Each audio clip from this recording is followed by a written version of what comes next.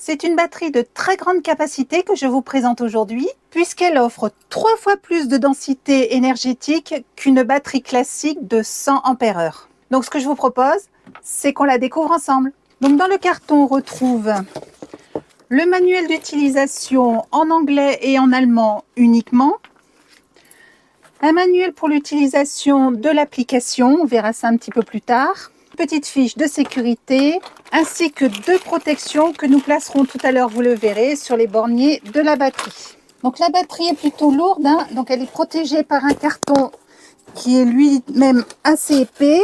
On retrouve les protections moulées aux dimensions de la batterie, qui permet de bien la caler, de la protéger pendant le transport. Alors je me suis fait aider pour la sortir du carton, parce que comme je vous le disais, elle est plutôt lourde, un peu moins de 28 kg.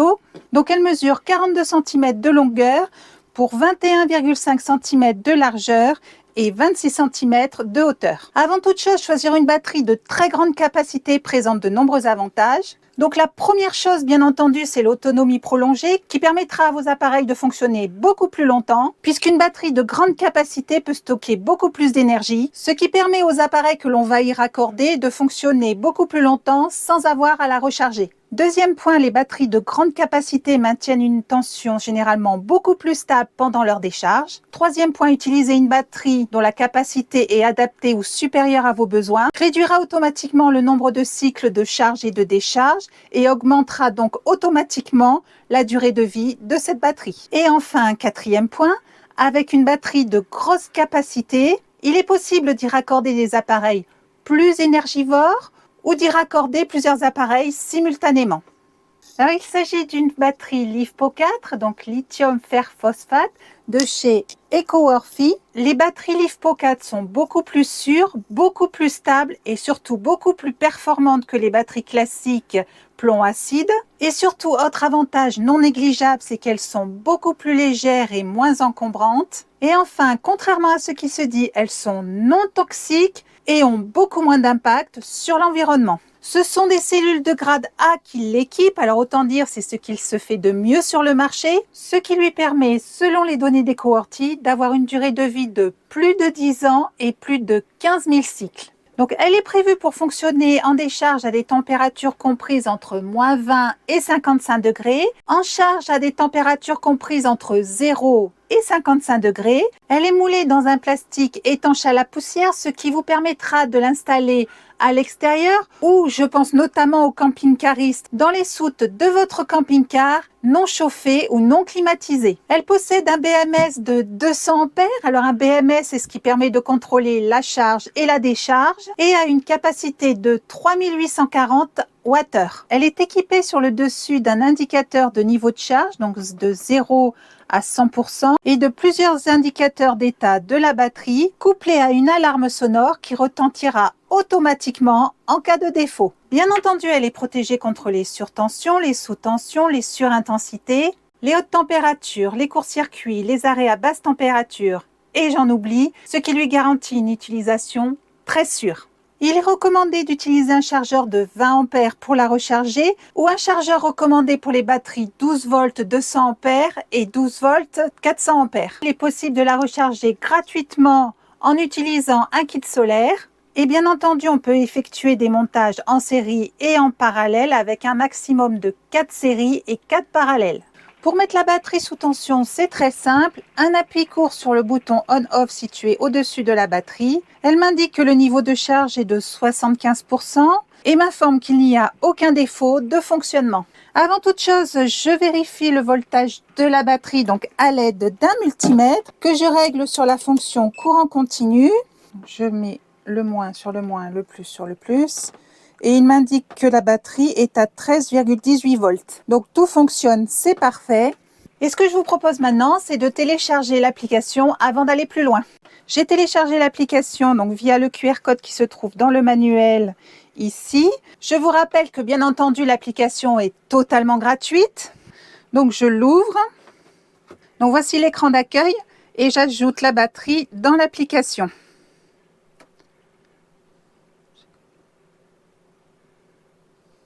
L'application me l'a détecté instantanément. J'ai compris. On va cliquer dessus pour voir. Ouais. Et donc la connexion vient d'être établie. Donc là, j'ai compris. Pour accéder aux paramètres de la batterie, je clique sur l'icône de la batterie. Donc elle m'indique le voltage de la batterie, donc 13 volts 17. C'est tout à fait ce qu'elle m'avait indiqué avec le multimètre tout à l'heure. On retrouve la puissance totale en sortie de la batterie. Donc pour l'instant, elle est à 0 watts puisque je n'ai rien branché dessus. Donc l'état de la batterie, elle m'indique actuellement qu'elle est toujours en veille. Donc la capacité restante actuelle de la batterie, donc elle m'indique moins de 200 ampères, donc c'est juste parfait. Le temps de travail restant, donc ce chiffre s'affichera quand j'aurai connecté un appareil. Et enfin, la température actuelle de la batterie qui est normale. Dans l'onglet Données, on retrouve à peu près les mêmes paramètres, la tension totale, le courant total, la puissance totale, le niveau de charge de la batterie, donc le temps de travail restant, la capacité restante, la capacité disponible, et enfin le nombre de cellules.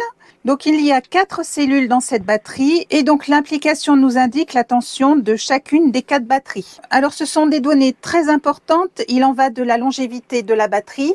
Et l'équilibrage, bien entendu, est assuré par le BMS. Et enfin, dans cet onglet, on retrouve toutes les notifications que la batterie peut envoyer, comme les messages d'erreur pendant l'utilisation. Alors, la communication avec le Bluetooth fonctionne parfaitement, hein, on vient de le voir donc sur l'application.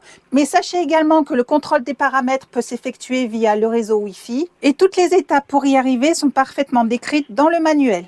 Donc cette batterie fonctionnera parfaitement si vous avez seulement des équipements en 12 volts, mais sachez qu'avec cette capacité, elle saura faire fonctionner parfaitement des appareils en 220 volts à l'aide d'un convertisseur. Pour le raccordement, alors c'est très simple, je vais utiliser les câbles fournis avec le convertisseur. Donc que je raccorde au bornier du convertisseur, donc le câble rouge sur la borne plus du convertisseur.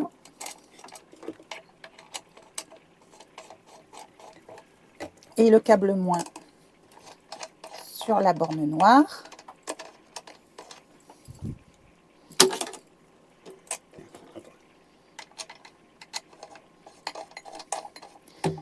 Donc voilà pour ce côté. Je veille avant d'aller plus loin de mettre le convertisseur, oui, c'est comme ça, ainsi que la batterie hors tension. Obligatoirement, je veille à raccorder le plus du convertisseur au plus de la batterie. Alors, il en va de la vie de votre appareil. Une inversion de polarité, c'est fatal pour votre appareil. J'utilise les 2 boulons fournis. Alors, idéalement, en cas d'installation fixe, l'idée, c'est d'y installer une cosse pour éviter tout faux contact. Donc, nous, c'est une installation provisoire. Donc, on utilise les pinces fournies. Donc, je raccorde maintenant la borne moins. Alors, je ne vois pas trop l'utilité de ces protections donc sur le montage que l'on vient de réaliser. On s'en servira peut-être plus tard. Alors, je mets la batterie sous tension ainsi que le convertisseur. Un petit bip. Il m'indique que le voltage en entrée est de 13 volts et qu'il est prêt à me fournir du 230 volts en sortie. Pour le test, je vais raccorder un batteur électrique, hein, je n'ai que ça sur la main. Donc voilà, il est branché. Donc voilà, il fonctionne. Alors l'application m'indique que le batteur utilise un peu plus de 3 ampères et qu'il utilise actuellement un peu moins de 50 watts. Alors bien entendu, la batterie aurait pu alimenter un appareil beaucoup plus énergivore. La seule contrainte est la puissance maximale autorisée par votre convertisseur. Alors voilà pour cette présentation, j'espère qu'elle aura répondu à toutes vos interrogations. Vous retrouverez les liens pour accéder à la boutique du fabricant dans la description sous la vidéo et je vous dis à bientôt.